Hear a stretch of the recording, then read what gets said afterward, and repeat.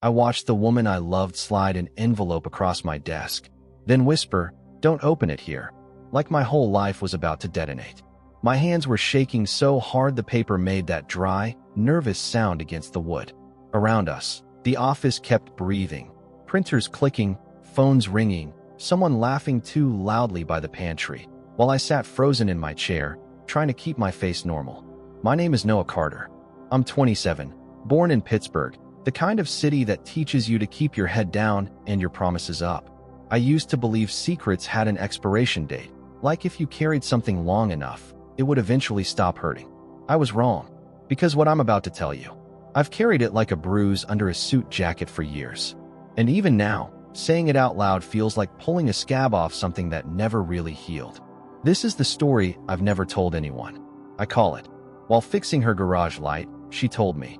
You have no idea how much I've missed this. It didn't start with romance. Not the obvious kind. It started with pressure. I worked at a mid-sized engineering firm downtown.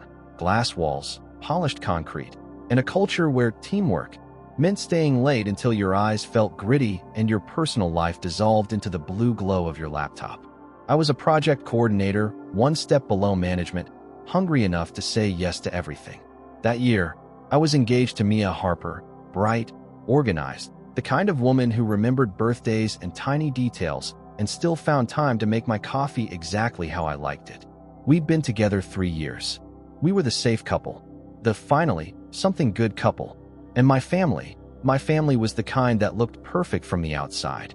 My older brother, Evan, was the golden one. Married, successful, charming in a way that made people forgive him before he even apologized. My father adored him. My mother orbited him like he was a second son. I was the quieter son, the one who didn't cause trouble, the one who stayed useful. So when my boss, Darren, called me into his office one Thursday and said, "Noah, I need you to handle the Harper account." Personally, I swallowed the stress and nodded, even though my chest tightened at the name. "Harper account?" I asked. He leaned back, tapping a pen against the desk. "New client, Elena Harper. Garage renovations, electrical upgrades, some contractor coordination. High budget, high expectations. You can manage it." I frowned. "Harper, like?" Darren smirked. "Yes, same Harper. Don't overthink it." Mia had mentioned her aunt before, Elena, the one who never settled, who bought a beautiful house on the edge of the city and didn't invite anyone unless she felt like it. I'd never met her. Mia always told stories like Elena was a storm that occasionally drifted through their family and left everyone feeling unsettled. And now I was assigned to her. That evening, I told Mia over dinner. She paused mid-bite, fork hovering. "My Aunt Elena?" she asked. "Apparently," I said, trying to sound casual. "It's just a project. It'll be fine." Mia's smile came late, like it had to push through something first. "She's intense," she said softly. "But she's harmless." Her eyes flicked away from mine. I noticed it, but I didn't understand it yet. 2 days later, I drove to Elena Harper's house with a clipboard, a tool bag, and the kind of nervousness you pretend not to have. It was a modern home with a wide driveway and a garage that looked like it belonged in a magazine, except one of the overhead lights flickered like a heartbeat. Elena opened the door before I could knock. She was in her late 30s, maybe early 40s. Hair pulled back, no makeup, yet somehow she looked sharper than anyone I'd ever met. Her gaze hit you like a spotlight. "You must be Noah," she said, like she'd already memorized the shape of my name. "Yes, from Klein Engineering." She looked past me at my car, then back to my face. "You're Mia's fiancé." The way she said fiancé sounded weighted, like a word that carried history. "I am," I said, clearing my throat. "Darren told me you've been having an electrical issue in the garage." Elena stepped aside. "Come in." The garage smelled faintly like sawdust and lemon cleaner. Tools lined the wall neatly, more organized than my entire apartment. I set my ladder under the flickering light and started working, the way I always did when I didn't know what else to do. Busy hands, quiet mouth. Elena leaned against the workbench, arms folded. "Watching. You're good with your hands," she said. I let out a small laugh. "It's mostly trial, error, and fear of getting electrocuted." That earned a smile. A real one. Quick, almost surprised. And then, as I tightened a loose connection and the flicker steadied, Elena's voice dropped into something softer, something almost intimate. You have no idea how much I've missed this. I froze on the ladder. Missed what? I asked, trying to keep it normal. Elena didn't answer right away. She took a step closer, eyes lifting to mine like she was measuring how much truth I could handle. The quiet, she said finally. A man who comes in and fixes something without asking for applause. My throat went tight. Something about her tone made me feel like I'd walked into the middle of a scene I didn't know I was cast in. I climbed down, wiping my hands on a rag. That should hold. If it flickers again, the wiring behind the panel might need replacing. Elena nodded. Then she walked to a shelf, pulled out a small photo frame, and turned it toward me. My stomach dropped. It was a picture of Mia, younger, maybe 17, standing beside Evan. And beside them, Elena. But Elena wasn't looking at the camera. She was looking at Evan. The expression on her face wasn't family. It wasn't casual. It was love, sharp, obvious, and aching. I stared at the photo too long, and Elena noticed. Her fingers tightened around the frame. You recognize him, she said. My brother, I managed. Elena's eyes stayed on mine. Noah, she said slowly. How much do you know about your brother? My mouth went dry. What are you talking about? Elena set the frame down like it weighed too much. Then she walked past me and pressed the garage door button. The door rolled down with a heavy mechanical groan, sealing us inside with the hum of the overhead light. I felt my pulse in my ears. Elena. Her voice cracked, just slightly. I didn't ask for you, she said. I asked for your firm, and they sent you. And when I saw your name on the paperwork, I thought the universe was being cruel. Why? I whispered. Elena's eyes shone, but she didn't let a tear fall. Because the last time I missed this, it was your brother standing on that ladder. The floor tilted under me. My brain tried to reject it, like a bad line in a script. What do you mean? I said too loud. Elena inhaled like she was about to confess a sin. Evan didn't just date women his age, she said. He didn't just charm people. He collected them. And years ago, he collected me. My hands went numb. No, Evan wouldn't. Elena stepped forward. Ask him, she said. Ask your fiancée why she flinches every time his name comes up. Ask your mother why she goes silent when I'm mentioned. My heart hammered. Mia said you were harmless. Elena's smile was bitter. That's what families say when they're hiding rot. Then she reached into a drawer and pulled out a thin envelope. The same kind of envelope Mia had slid across my desk in the opening scene of this story. She held it out to me. On the front, in Mia's handwriting, were the words, Noah, if you love me, read this alone. I couldn't breathe. Elena, where did you get that? Elena's voice shook for the first time. Mia left it here 2 days ago, she whispered. She cried in my driveway and begged me not to give it to you. My knees felt weak. Why would she? Because, Elena said, eyes locked on mine. What's inside will destroy your wedding, and it might destroy your brother. My fingers closed around the envelope like it was burning. And just then, through the thin garage door, we heard tires crunching on gravel. A car pulled into the driveway. Elena's face drained of color as headlights sliced under the door seam. She whispered a single word that made my blood run cold. Evan.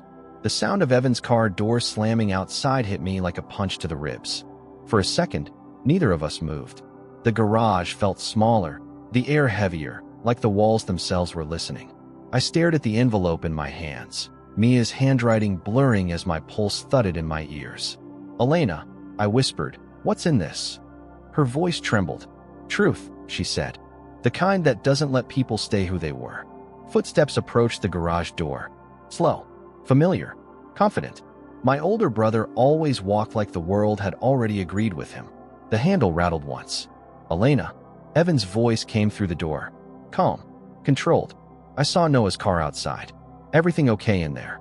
My stomach twisted. I hadn't even told him I was working here. Of course he knew. He always knew. Elena's eyes met mine. You need to decide who you are before you open that door, she whispered. The envelope felt heavier by the second. I didn't open it. Not yet. Instead, I hit the garage button. The door rolled up slowly, sunlight slicing across the concrete floor. Evan stood there in a navy jacket, hands in his pockets, looking exactly the same as always. Perfect hair, effortless smile, eyes that scanned everything before settling on me. Well, he said lightly, small world. I forced a smile that felt like cracked glass. You could say that. His gaze shifted to Elena, then back to the envelope in my hand. Something dark flickered behind his eyes. You gave it to him? He asked her. The question wasn't loud, but it carried weight. History. Blame. Elena straightened. It was never mine to keep. Evan's jaw tightened. Then he looked at me again, softer, brotherly, manipulative in a way I didn't fully recognize until that moment. Noah, he said, stepping closer. Whatever she's telling you, there's context. I laughed once, bitter. There's always context with you. He exhaled slowly. Look, we've all made mistakes. We? Elena snapped. Don't put me in that sentence. The tension cracked open old memories. Family dinners where people avoided certain topics. Mia's quiet discomfort when Evan hugged her too long. My mother's forced smiles. I felt suddenly like I'd been living in a house built on tilted foundations. Evan's voice softened again. You don't need to read that here, he said gently, nodding at the envelope. Let's talk somewhere private. I stared at him. All my life, I'd followed his lead, trusted his tone more than my own instincts. But Elena's words echoed in my head. Ask your fiancée why she flinches. My fingers slid under the envelope's edge. Evan's smile faltered. Noah. I opened it. The paper inside shook as I unfolded it. Mia's handwriting slanted unevenly, like she'd been crying while writing. Noah, I never wanted you to find out this way. Before you and I started dating, I told your brother something I shouldn't have. I told him I admired him. I trusted him. And he used that to get close to me when I was at my lowest. Nothing happened physically, but he crossed lines, emotional ones, manipulative ones, and I felt ashamed for years. When we got engaged, I wanted to tell you, but your family treats him like he's untouchable. I'm not scared of the truth anymore. I'm scared of losing you. The words blurred. My chest felt hollow, like someone had scooped the air out of me. I looked up slowly. Evan didn't look angry. He looked cornered. That's not the whole story, he said quietly. Then tell me. I whispered. He rubbed the back of his neck, eyes darting to Elena. People project things onto me, he said. I didn't force anyone. They come to me when they're lost. I help them. Elena laughed, sharp and broken.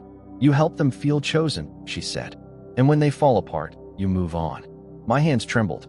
Memories clicked into place. Mia's nervousness at family gatherings, Elena's guarded tone, the way my mother always redirected conversations when Evan's past relationships came up. How many? I asked him. Evan didn't answer. That silence told me more than any confession. Something inside me snapped. Not anger exactly, but clarity. The kind that burns away excuses. I spent my whole life trying to be like you, I said quietly. Reliable. Strong. The good son. Evan's expression softened. You are the good one, Noah. That's why you don't need to carry this. Let me handle it. No, I said, my voice steadier than I felt. That's the problem. You always handle things. You decide what everyone else is allowed to know. Elena watched me with wide, searching eyes. I folded Mia's letter carefully and slid it back into the envelope. I'm going to talk to her, I said. Not as your brother. Not as the family peacekeeper. Just as the man she chose. Evan's face hardened slightly. You're really going to believe them over me? I met his gaze for a long moment. I'm going to believe the pattern, I said softly. The words landed heavier than any accusation. For the first time in my life, Evan didn't have a response. I walked past him toward my car. My legs felt weak, but every step felt like reclaiming something I didn't know I'd lost, my own voice. As I reached the driveway, Elena called after me. Noah. I turned. Her eyes were wet, but steady. Whatever happens, she said, don't let someone else's silence decide your future. I nodded, unable to speak. The drive home felt endless. Every red light, every passing car, every song on the radio felt sharper, louder, more real. And when I finally saw Mia standing on the porch, waiting with red eyes and shaking hands, I realized something painful and freeing at the same time. Love isn't just about who stays. It's about who tells the truth when staying becomes hard. I walked up to her slowly. She whispered, Did you read it? Yes, I said. Her shoulders dropped, like she'd been holding her breath for months.